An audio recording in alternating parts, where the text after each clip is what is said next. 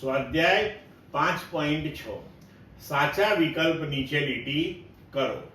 એ જ્યારે સંરક્ષી બળ પદાર્થ પર ધન કાર્ય કરે છે ત્યારે પદાર્થની સ્થિતિ ઉર્જા વધે છે, ઘટે છે કે અચળ રહે છે?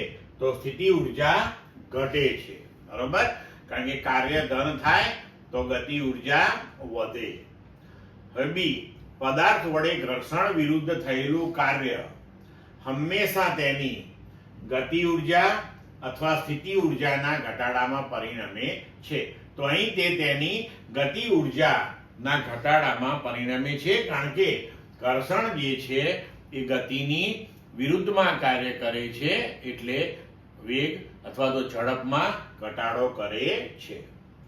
સી, વધુ કણ ધરાવતા તંત્રના કુલ વેગમાનમાં થતા ફેરફારનો દર બાહ્ય બળ અથવા તંત્ર પરના આંતરિક બળોના સરવાળાને સમપ્રમાણમાં હોય છે. તો વધુ કણ ધરાવતા તંત્રના કુલ વેગમાનમાં થતા ફેરફારનો દર બાહ્ય બળના સરવાળાને સમપ્રમાણમાં હોય છે.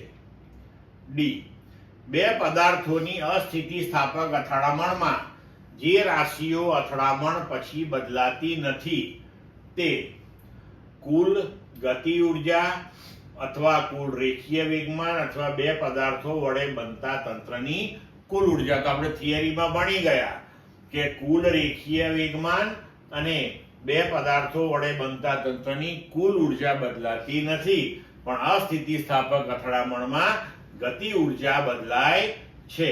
તો આપણો વિકલ્પ થશે કુલ રેખીય વેગમાન અને બે પદાર્થો વડે બનતા તંત્રની કુલ ઉર્જા. ક્લિયર મિત્રો?